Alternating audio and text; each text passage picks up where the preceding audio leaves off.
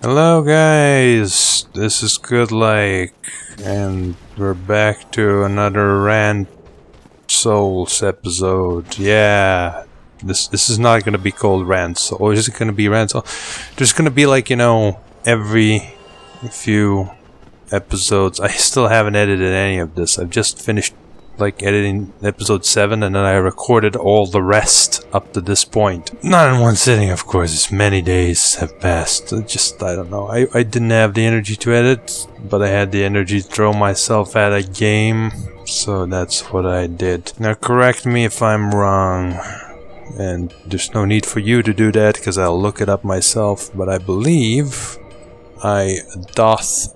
believeth that we have recorded this last similar episode on the 1st of May, yes, in the evening, and then I played the game on the 2nd of May, and the 2nd of May was the exploration of the Cathedral of the Deep. I don't remember what I said before Cathedral of the Deep, because that's fucking ancient history. It's been only 3 days ago, but it feels like ancient history, and probably is in terms of videos as well. But overall, I find the Cathedral to be a very spammy level. There's just lots of crap, even in between the absurd amount of shortcuts and what have you. There's still so much crap, it's not even funny. Yeah, the thing I wanted to mention that really wrestled my jimmies in the Cathedral was yet another complete disaster in terms of opportunity wastage, and that is Patches in the fucking Katarina suit. I mean, it's fucking genius. It's such a great idea, but it's executed so incredibly poorly, it's laughable. Yeah, he tricks you to go on a thing that he supposedly lowers, but the only way to lower it or raise it is from the other side of this beam. So why is that? How does he magically have the capacity to lower it from this side? Nobody knows, but it's fucking retarded, and it's such an easy fix, by the way. Put him on the other side. It means that you can't kill him unless you maybe shoot him with arrows to aggro him, but I mean, who cares? You're not supposed to cross that anyway. I'd be down with that, and it would make perfect sense. The lever's on the other side. He's on the other side. Hooray! Why is he on the side? What's the fucking point? You've literally achieved nothing. And then to top it off, that would be something you could choke up to, oh yeah, it's just some kind of a silly thing where they did it. They didn't think it through too far, right? But no, this is fucking deliberate, because as soon as this cutscene ends, a giant fucking teleports right next to you. That slow-ass giant that has to stand up and walk, and he actually doesn't leave his puddle? Well, this one time he will actually stand up, walk, get teleported right onto your location. It's fucking, are you for real? Are you fucking serious? I need to watch this just to make sure that I didn't imagine it. Yeah, I'm looking around. I'm checking out the stuff and things. Giants completely still on the other side of the area, and I'm a little bit wary. Yeah, I even take my time going in and out to make sure that there's no trap here. And then cutscene triggers. In the cutscene, you can actually see that this cutscene is pre-rendered, because one of the or did he lower both? Maybe it was not pre-rendered. Maybe I jumped the gun there with complaints. Well, I need to check. No, it looks pretty pre-rendered, because there is a lever at the bottom that raises the useless one, the one that does nothing. The beam that just is there, I guess, to block the giant or something. But it's not raised because I never found that lever. Because I never looked for it. Because I didn't think it was there. But then in a cutscene, you can actually see that it's raised. So the game thinks, oh, there's no way this guy made it all the way here without finding that obvious lever there. I fucking did. And there's still no giant there. And that means that this cutscene makes even less sense. Because there's no giant there. So where the fuck is the giant coming from? Right? Then the game stops. I'm turned this way. And boom, giant. Looking right into my face. Because he teleported right on here to fuck with me. Somehow he also lowers all of them. By the looks of it. He doesn't just lower the one I was standing on. But also the one that was lowered by this device. Far away, and I had to make it go back up, which I did. I mean, I don't seriously think that this is a big complaint or oh no, this makes the game unplayable, guys. Set, but it feels like it hasn't had any thought put into it. It's yeah, you didn't think any of this through. We need to somehow make this exciting. But we can't have the giant walk up to you, because then the giant would be such a huge tell that you're about to get whiffed. So now we just keep him there. Come on, come on. It's complete bullshit. And, well, if I cared about the lore or the story of this game after such nonsense was pulled on me out of nowhere, I think I would be completely unimmersed from that point going on. Because how the fuck can you immerse yourself when the game just randomly tricks you because it needs this situation? It's dumb. It's fucking dumb. It's retarded, and thank God that I don't actually care about the lore or the story. I'm the gameplay guy. I'm the PvE gameplay guy. I want cool, interesting fights that you can learn. Not this fucking shit. I don't care. So to me it's like a small thing, but I can imagine some reviewers just putting this as an example of complete nonsense in terms of design. Because really, if you look at it objectively, this just makes no sense. It's just completely made up and just to trick you. Just to create this artificial situation. It's put in such a way where, in a way, it's like insulting of intelligence, I guess. I don't like that phrase very much. But in this case, I think it's rather fitting. It's yeah, who cares? Who cares about the player and how he views the fucking world and what he can derive from it? That doesn't matter. We want to trick you? We're gonna trick you with this binary game thing. I wrestle my jimmies a little, but other than that, that's fine. I don't have much else to say about that level. I guess one more thing I would say is that while it has a lot of shortcuts, most of them feel pointless. The first shortcut I never found until the very end, because it was the ladder. Apparently you can drop off there and there's a ladder you can climb and then you're at the gate. But it's not really a shortcut because avoiding all those things in the cemetery is trivial. So it's the most pointless shortcut in the entire fucking run. I didn't even find it, and I didn't even notice that I didn't find it.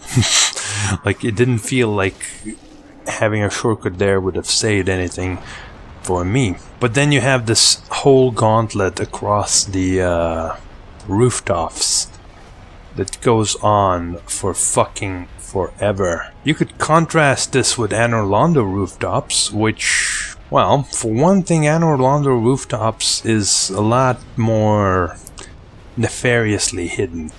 If you notice the broken glass, you may think, and if you're online especially, you'll see a lot of messages, of course, but if you're offline and you don't notice the broken glass, you will not know where to go. Because I didn't know where to go. I didn't notice the broken glass at all. When you know it's there and you look there, it looks obvious. Oh yeah, this is where you have to go, but these beams being so vertical, sorry, so horizontal, no, yeah, so vertical, they're not perfectly vertical, of course, it's an incline, but it certainly doesn't feel like you're supposed to be climbing there. So Anor Londo had that for it going that isn't very nice. At least the developers could have put a sign on it, you know, go here. I don't know, it doesn't matter. But then it's like 1 dude, 2 dudes, 3 dudes, maybe 4 dudes or 5 dudes across the rooftops, and then you open the next shortcut. Here it's like fucking 30. And admittedly, you can run past a lot of them, but not all of them. Or maybe you can, actually. I think I covered this already, but my point here is that what could have been cool was if there was a shortcut into the middle of that run. That would have made sense, because it's a huge fucking run, and it has so many things to kill on the way.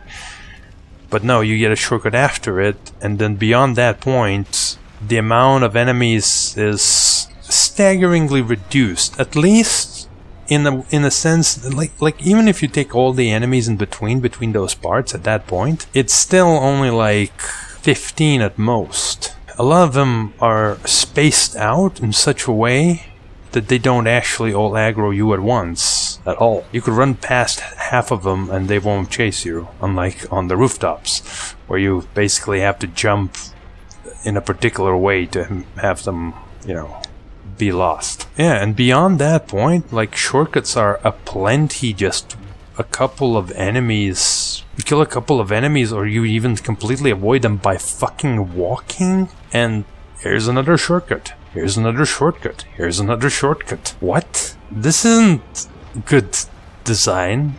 Or, like, it's not logical design. I don't like those labels good and bad, because they kind of tend to lose their meaning. But there's no sense to it. It's like a shortcut is supposed to make the trip faster.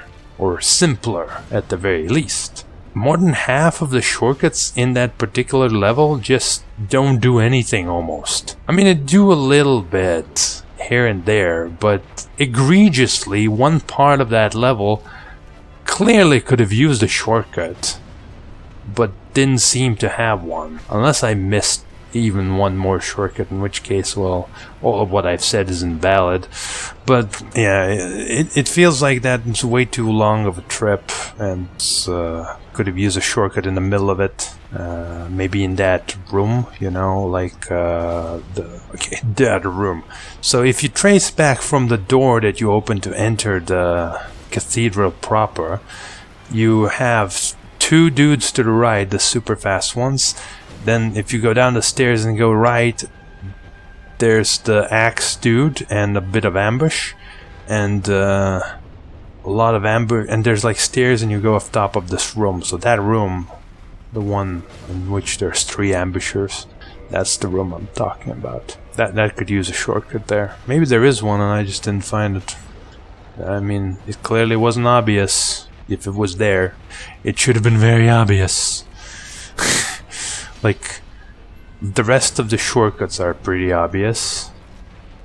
Like, it's massive door, pretty much that, just a bunch of massive doors. So, it looks like it's clever level design, but when you think about it, a lot of these shortcuts are just either pointless or egregiously misplaced or misspaced in regards to the whole level. So that's all I have to say about the cathedral. Overall, I'm, you know, aside from the fact that it spammed so many enemies that Dark Souls 2 would blush, it's not that bad, I guess. Beyond that lies the... I don't remember the name of a place. The swamp. Let's call it what it is. It's the swamp with swamp creatures. As a level, it's okay, I guess. I don't particularly like a level like that because it has a lot of shit in it, and that doesn't sound right, but what I mean by that is there's like lots of like these obstacles in the very level itself. Consider Blighttown, the lower part. Like, it's a swamp, but it has nothing. Like, it has like 3 or 4 pillars in the middle, and they're not that obscure So you can see pretty much the whole zone very, very clearly if you just stand on one side of a pillar and on the other. Whereas in this zone, it's just like you look anywhere and you can't see shit. You have no idea where you've been, you have no idea where to go.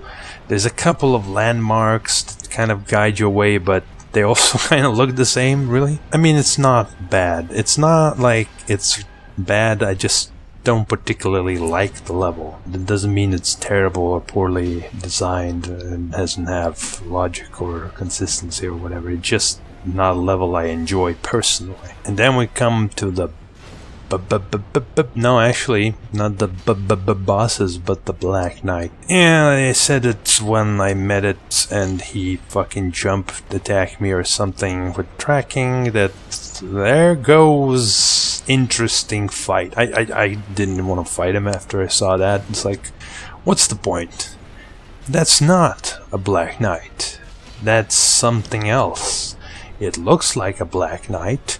It has attacks that are similar to the Black Knight, but it's not a Black Knight. If you can beat Black Knight on Dark Souls 1, that doesn't mean you can beat a Black Knight in Dark Souls 3. And I dare say almost vice versa as well. But it's probably easier to beat them on Dark Souls 1 than on Dark Souls 3.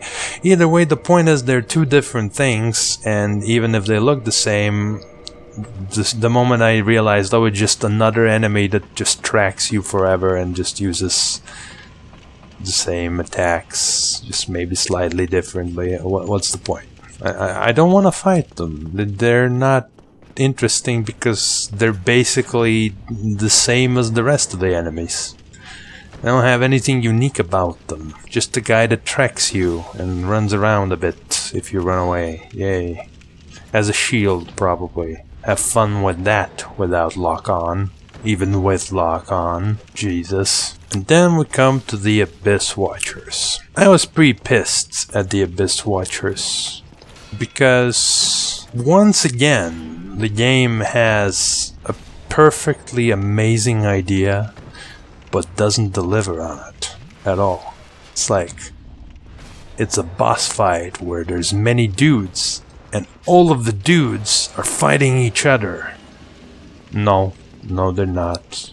There's one dude that fights against two other dudes that you also fight against, and that's it. It's even the same dudes. If they die and you see where their corpse is, they will just stand up after 20 seconds or something. So, it's terrible. It's like you have this fucking amazing idea of like a fucking battle royale.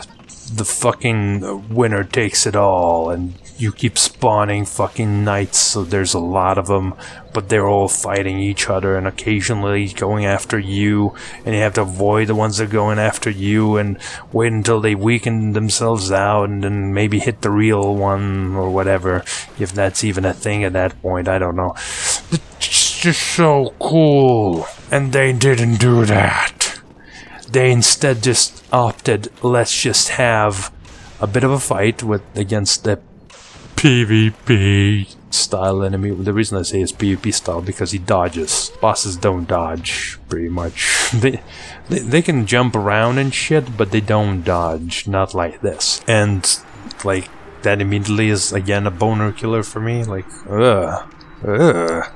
disgusting. PvP moves in my PvE bosses? Ugh. What is this? The Mirror Knight or some bullshit? Whatever the fucking shit that was called in Dark Souls 2. The guy with the shield that has like a fucking black thing in it that summons dudes. And occasionally can even summon players, because that makes sense. Ugh. Disgusting. So I wasn't excited about that. But then the fight is just like, oh, there's two of them, and then the third guy occasionally distracts one of them, if you're lucky. If you're not lucky, he'll go after you, or just immediately get killed. It could have been so good. It could have been so amazing, and perhaps even thematic. I don't know. But, no. It's not.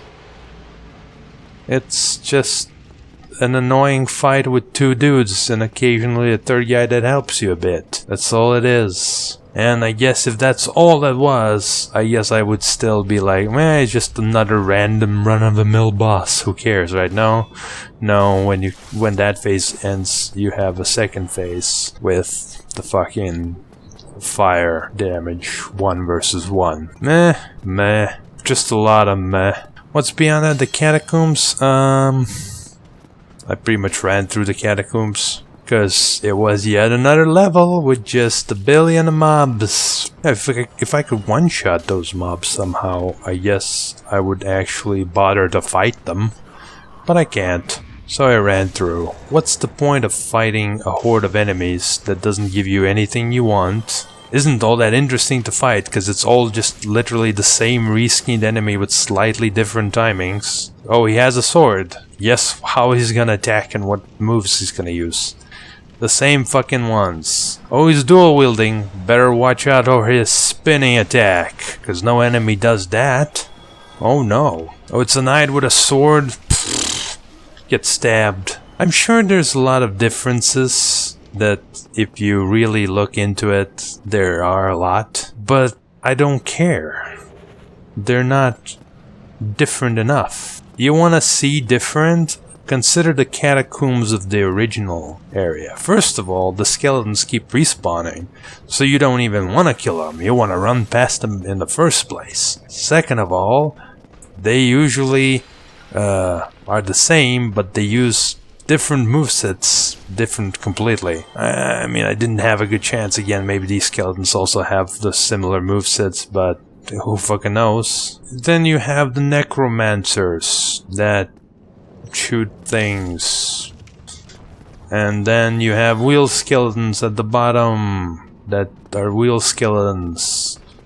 There's actually quite a lot of skeletons in the catacombs, but still not as a lot as in Dark Souls 3. Holy shit, man. Now with rats, it's a special thing of mine. I don't kill rats or, well, giant creatures. I avoid killing them. Mushrooms are fine, because they're mushrooms. They're not really like animals. They're mushrooms. Fucking hate mushrooms. They make me throw up. So, no problems there. But giant rats and giant mudcrabs, I'm never gonna kill those. So come on. They're fucking cute. Even if they have festering eyes and shit. Doesn't matter. Let them live on in undeath or what have you.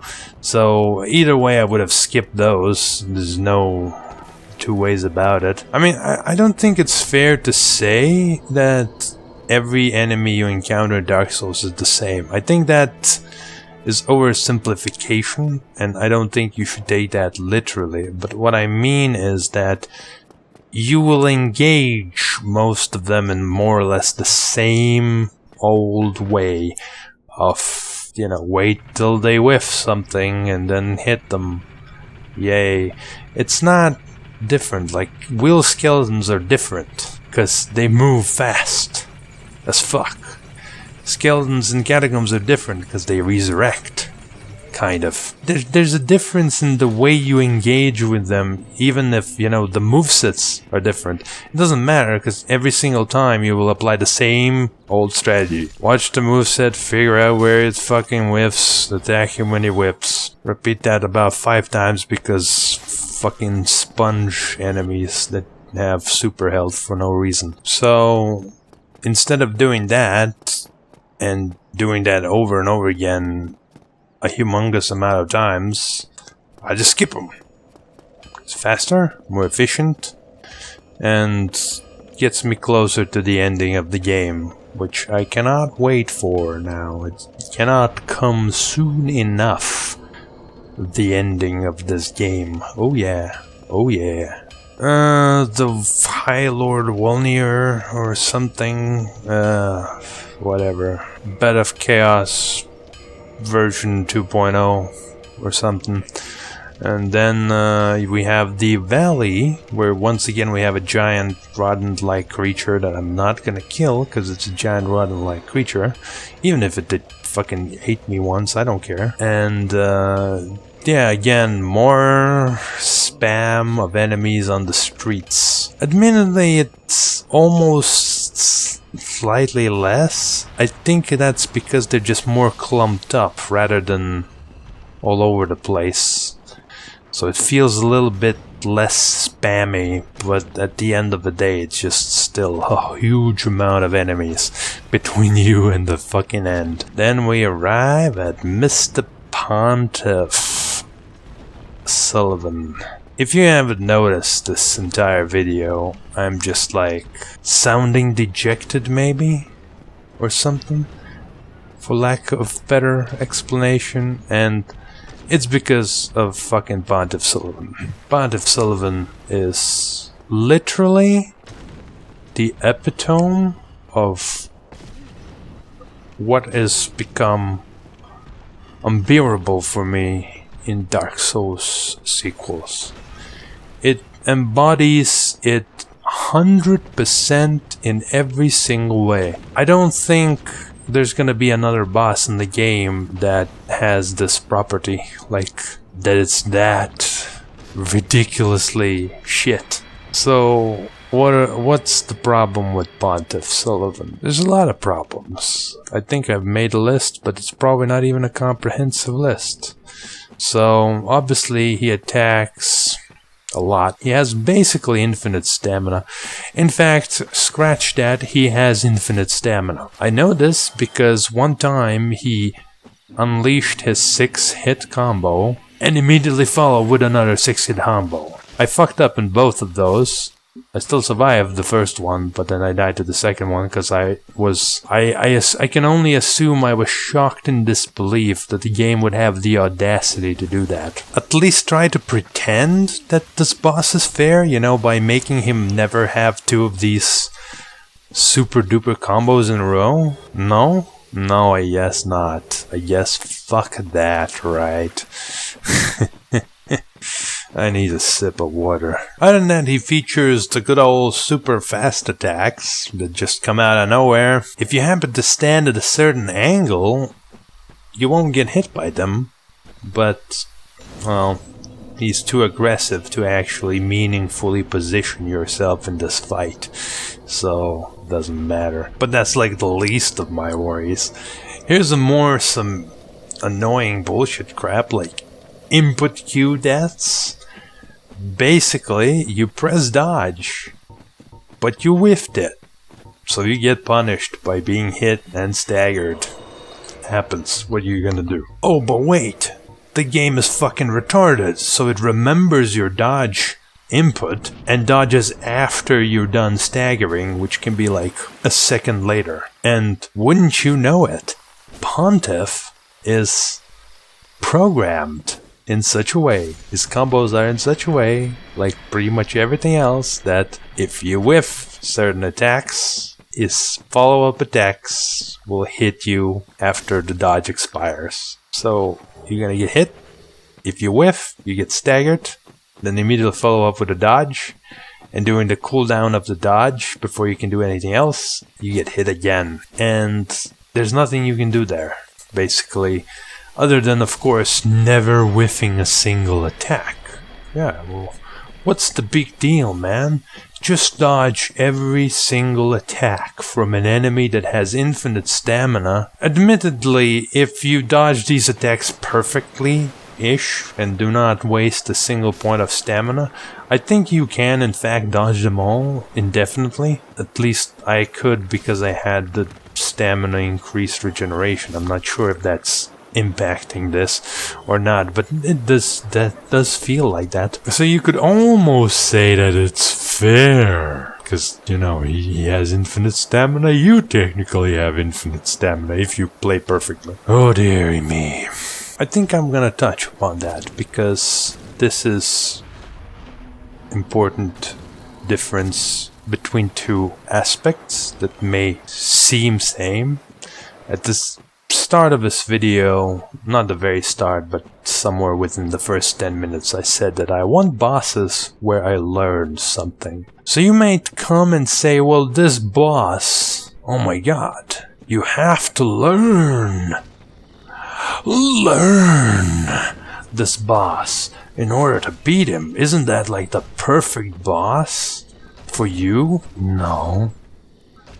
Because when you say learn, what you actually mean is memorize. And I guess I didn't need to make that voice because that's what it is. It's memorization. You don't learn the boss, you memorize the boss. You memorize his attack patterns, you memorize his combos, to be more precise, and eventually you'll win, right? Makes sense. This is a very consistent idea, except that's not what I want. I don't want to memorize the boss. I want to learn the boss.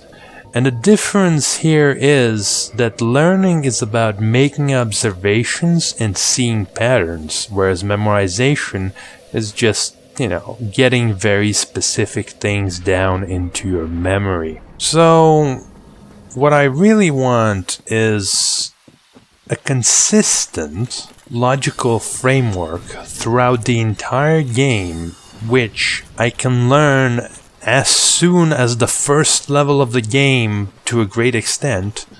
Not necessarily the entire thing, just enough to make progress, that I can then use in the follow-up levels or fights or what have you to do combat and overcome certain fights in one way or another. Now, I'm not gonna say that Dark Souls 1 even was necessarily perfect in this regard, but I am gonna say that it was much more well poised for it. Poised. I said that word. That must trigger some people, because it's Dark Souls 3. Back to the point, by having slow and methodical gameplay that allows you to, understand what's happening rather than rely on your memory of previous attempts of death. Though those do help, absolutely, it helps to have perfect memory, not gonna lie, but it's not necessary, I believe, in Dark Souls 1, outside of maybe some of the more egregious bosses. Maybe the DLC bosses could fall into that category. I don't remember, actually, because it's been a long time. But ultimately, in Dark Souls 3, because of its ridiculously fast-paced combat, or attempts to make a fast-paced combat in a game that clearly has no business trying to do that, it just kinda sucks at that completely. I guarantee you that at this point, having had probably like 30, 40 attempts at Pont F, who knows, I haven't been counting yet, I have just memorized a lot of his attack patterns. That's why I'm doing incredibly well sometimes when I'm actually getting away with something and getting to the phase 2. Yeah, because a lot of them I now know, not all of them, and when he pulls out one that I don't know, I get fucked. I get completely destroyed because it's just different than the ones that I've been remembering. And eventually, with enough tries, I'll memorize those two, and then I'll just literally walk around him or something and then hit him every few moments and win, maybe. I don't think that's gonna happen without locking on, so don't hold your breath for it, but yeah, it's the gist of it. And that's ultimately the point. I just don't see any way to say, yeah, here's a pattern in his attacks. So to give an example from Dark Souls 1 that does have such a thing is Quelag. Quelag has a sword. It's made of fire. Right before she strikes with her sword, she lights it up on fire. So if you dodge when you see the fire, you will pretty much avoid all of her attacks. Unless you literally dodged somehow impossibly into her attack and so badly that, all your frames get exhausted and you still get hit, you will avoid every single hit. It's that consistent. And it's a very obvious pattern.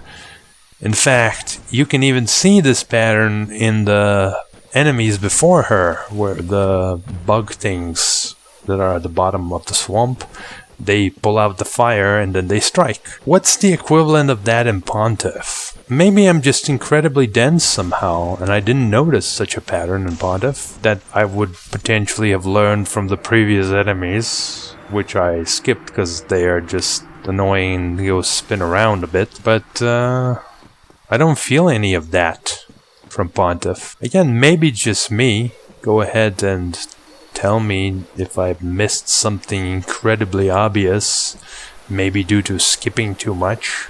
But if it's come to the point where I've literally memorized a bunch of his combos and I still can't see it, I'm gonna err on the side of saying that there's probably no pattern there. There's no thing that you just figure out and then it clicks. I know you can parry him because I read up about him a bit, and you can parry him totally, but that doesn't count. That's a gimmick. I'm not gonna do that gimmick. I'm not interested in defeating him through a mechanic as silly as parrying. I just have no interest of parrying in this game ever again. So that's not happening. It's not like that's a problem. I mean, sure, it'll speed up the fight marginally if I parry him in some distinct scenarios, but ultimately the part that kills me is not one where you can parry, I don't think. Not in a meaningful way. Anyway, enough belaboring the points. Let's just summarize about that fact. I want to learn fights. You learn fights by observing and noticing patterns, not by memorizing combos. I want the game to be set in a logically consistent framework with which the more I play the game, no matter what, the better are my chances of actually making out of it, not the other way around, wherein everything I've learned about the game is just marginally useful in general, but ultimately, if you don't memorize his combos, you're basically fucked, because there probably is no shield that can just tank them all in succession. Good luck dodging attacks that come at this ridiculous rate when you have no idea where they come or how. And I think that's the crux of the problem. But to pile on to that and to see why I'm pushing the inconsistent framework part, aside from the obviously infinite stamina, which is already nonsense, but there's another thing, is there's also some of this combo just defies sense. When you see a big weapon, you expect it to be slow. Maybe it can be surprisingly fast, but then it's consistently fast in such a fashion. Certainly, you don't expect it to go super fast. Yet one of his attacks, which is, I believe, he strikes, and then he strikes a second time, and then the third time he super strikes super fast with his fire weapon. All three attacks.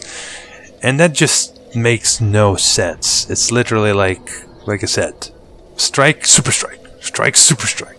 It's a pure remember that this combo exists challenge. It's pure memorize the timing. It has nothing to do with any logical part of the game. If the game was consistent, he couldn't do that. Both of his attacks, left and right, would be at the same speed. And that would make sense. And that would allow you to learn instead of having to memorize arbitrary distances between attacks. I don't know why people accept this and think like this is good. I guess it's because it's kind of like the PvP influence, because if you're playing PvP, that's pretty much what you have to do, because I'm talking Dark Souls 1 PvP and stuff. Like, you have to know every single weapon, how it works. But even then, like, is it really all just timing memorization? I don't know. Probably. That's just a random thought that I had, so don't take that like a serious thing, but maybe that is why people don't care. That, oh, this is not the fight you learn, it's just a memorization challenge. No, we'll see. It's also compounded by the fact that some of his attacks are just like almost entirely the same.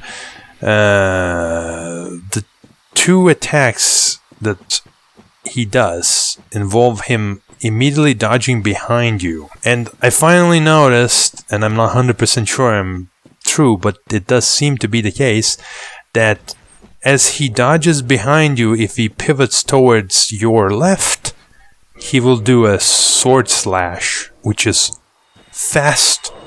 Whereas if he pivots to the right, he will do a other sword stab, which is slow. So this is another example for such a learn versus memorize, wherein if there was only one attack with which he went behind you, I mean, it would still involve a bit of memory, but at least you would know that it's the thing. You notice that, oh, he gets behind you, so he's going to use the specific attack. But no. And I absolutely believe that if I locked on, assuming that the camera would follow him, because I don't know, maybe it doesn't, then you would see which attack he's doing, and then you could trivially dodge based on whether he lifts his sword or whether he prefers his stab, whereas I have to turn my camera manually, and sometimes that's not even really possible because you also have to make sure that you're walking in the right direction. Otherwise, you'll still get hit unless you perfectly time the dodge, which is something you don't want to have to rely on. So, yeah, at least there is some telling based on which way he goes, but if you can't turn your camera for some reason at that moment, like, you're not gonna see.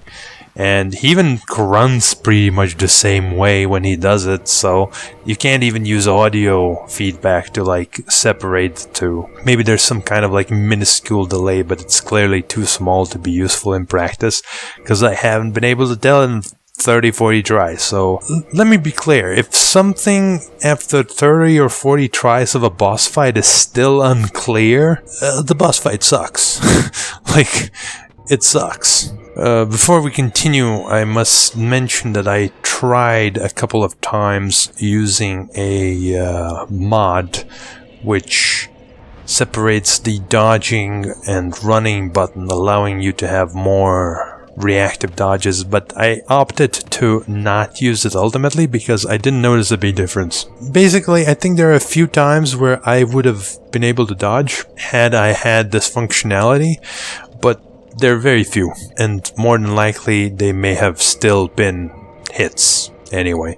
So I didn't see the point of using it because it doesn't improve things that dramatically, but it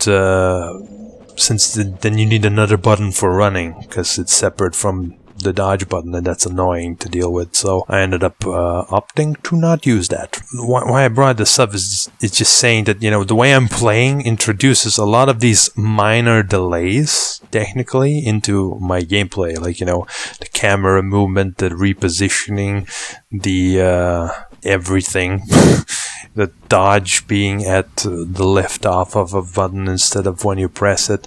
All of this adds up, and it can really make for a frustrating experience.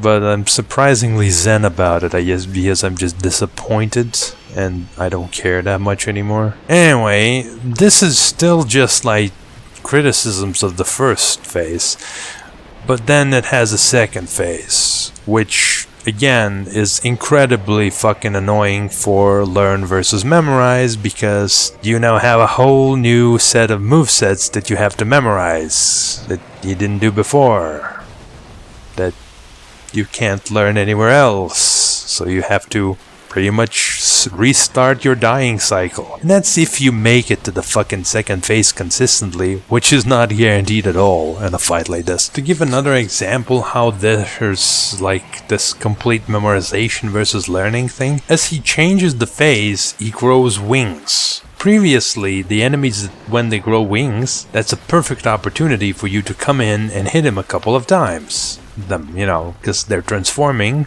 and they're not gonna attack you. In fact, the entire area after the Boreal Night is just a backstab city when they start transforming. It's perfect for that. And then you have this, where he does practically the same thing, I guess. Well, not completely the same thing, but the same idea. It looks the same, and he damages you during it. It's not even the fucking mist or anything, because I waited one time for the mist to dissipate before coming right in again, and I still got hit by just his transformation animation. It didn't do that much damage. I don't think it even staggered me, but it's still... This is what I mean, right? You have two of very similar or practically the same things happening at two different parts of the game, and one time this is an opportunity for you to basically completely destroy the enemy, and on another time, if you try to capitalize on it, you get punished completely. This is what I mean. This is what I hate about this fight. This is what disappoints me so much. It's that, but it's ingrained completely and utterly into the entire fight. It's not just one thing, it's the entire fight. It's just that. Jesus. So anyway, finally phase 2 arrives and he becomes less aggressive. Bullshit. Actually, what really happens is that I guess most people just stand further away from him and he then prefers to not attack you as often or something. He is technically less aggressive because he loses some of his attacks, I believe, but it doesn't matter. Okay, so he has another wasted opportunity of an amazing idea. Another amazing idea that's a completely wasted opportunity is his shadow. His shadow is a killable target that does the same thing that he does, that for some inexplicable reason he can resummon as many times as he wants, I believe. Why? Who knows? It just... like, that's the first wasted thing. You could have easily made it so that you kill the shadow and that's the second phase and then you get back to the old third phase. That would be perfectly fine. I would have been very amused by such a... Assuming that the rest of it wasn't bullshit, of course. But it is. But assuming it wasn't bullshit and it was really just a part where you have to kill a second dude and then you get back, I think I could like say, yeah, that makes sense, you know. It switches up the fight, but it becomes much less aggressive. So you have to kind of stop, you know, trying to hit him, like observe what's happening, find the new opportunities in the middle of a fight, and deal a few hits and then continue the fight. I mean, you could even go as far as to say that he could resummon it as many times as he wants if you could kill the shadow in like 2 or 3 hits. But no, the shadow probably takes like 12 hits or something. Probably a bit less than that, maybe just 10 or something. But that's insane already. And then he'll just resummon it after a while, and during the time when he resummons it, he'll still be aggressive, so what is even the point? So that's one missed opportunity. Second missed opportunity is the fact that, again, amazing idea, Shadow doesn't attack, he follows up with the same attack. Except when he doesn't. Like literally half the fucking time, he doesn't actually follow with his attacks. He only does that if it's like a long range attack when he's been doing nothing. But the Shadow sometimes just does his own thing, and then he just walks around you a little bit doing nothing. And you're like, oh no, I must dodge because he's gonna do the same thing in a moment, but then he doesn't. And you're like, what? Why? This isn't something I made up. I literally noticed that in some recent tries before I started recording this, and it's just like, it felt so nonsensical, so inconsistent that, disgusting. But that's not even the end, because there's a third thing that they fucked up with this guy, and that they fucking made him randomly teleport, okay, not randomly, after some time teleport back into the fucking body of the boss instead of being his own separate creature. Oh my fucking god. I have no words to describe it. If Miyazaki had the audacity to actually claim that this game is a masterpiece after this boss, he needs to commit seppuku. Fucking dishonorable for him to exist. Cause he fucking teleports back into his fucking body, and then you can't see what he does. Cause he's in the body, so you can't see. Because the real body obscures what is happening with the fake body. So if you're lucky and then they happen to separate beyond that point and only then start attacking, oh well, great, then you'll see it. But then other times you won't see jack shit. You'll start doing some kind of an attack, but you can't see what the attack is, because it's completely obscured by the body of the real dude. At least they're fucking slow, so, you know, with some practice, which involves, you know, getting to the phase 2 consistently over and over again, I'll probably learn that too. Maybe 40 tries at phase 2 will do it. They'll probably do it. I'll learn those, and then another like 40 tries to actually get them down to a winnable level, and then it'll be success. And that's like optimistic me being optimistic about it. Yeah, it's great. Anyway, it tries so incredibly hard to just force you to die. What audacity do you have to come in blind and face these enemies? 'Cause they're gonna do complete bullshit attacks that defy all sense. They will have infinite stamina. Not even talking about tracking that they will perform, or the arcs that their weapons will sometimes have. Like that's like just whatever. The speed at which they will dish out these attacks. But then they'll also have phase 2, which will double down on all that bullshit. And in case you didn't get the memo, phase 2 is yet another bullshit that is memorize, except it's compounded by the fact that you have to get the phase 2 consistently, which isn't a trivial thing to do, even if you memorize. And again, they could have made it a perfect opportunity for you to have a learning experience, but they didn't, because they just want to make super hard fights. So, let me be clear. I think I've ranted enough. So let me be clear about one thing. I am not going to be playing New Game Plus on the channel. In fact, I don't think I will be playing New Game Plus at all of Dark Souls 3. I just don't see the point, because it's going to be literally the same thing that I just did in the first playthrough, except faster if I manage to remember how the moves go. So, fuck it, what's the point? It's just the same thing. Maybe it won't even last longer, because I'll have at that stage enough points into damage that I will do more percentage damage of the attacks. So it'll be even easier then, or something. Who cares? I certainly don't. I'm not gonna play New Game Plus, 100%. Guaranteed. I'm just gonna try to beat this game and get over it, and that's it. And going forward, I am not going to play any more From Software games. I will more than likely go back and play Demon Souls somehow. Maybe I'll find a PS3. Maybe I will find a method to emulate it on the PC.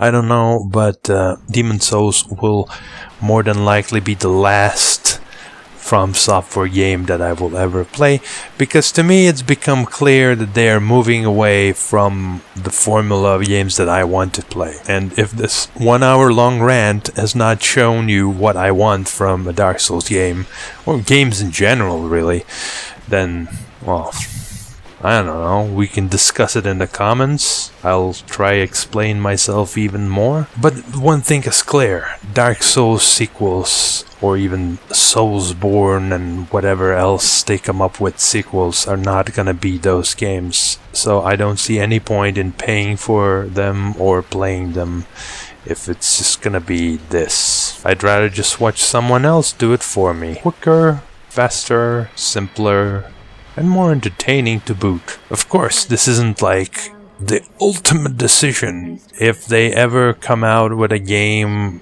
again that does have the features that I want, I might start giving them some benefit of the doubt again, but I'm not gonna be playing that game. At least not blind. I will at least have seen a playthrough first, and then maybe try myself or something. Who knows? But I'm not gonna be playing like this.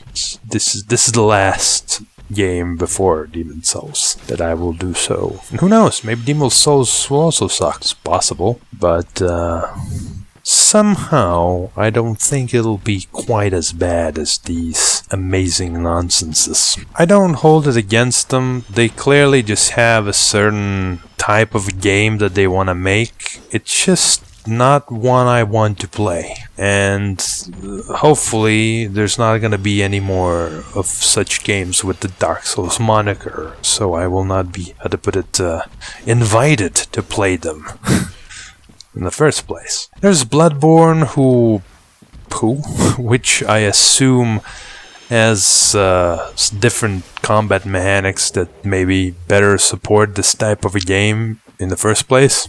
But unfortunately, that's on PS4, and I don't think that PS4 emulation is going to happen anytime soon, and I don't care even if it does. It needs more than just a sales pitch. Maybe it's better than Dark Souls 3. That's not good enough. Certainly, I'm not going to buy a PS4 just to play a game like that. Probably also need like a TV then.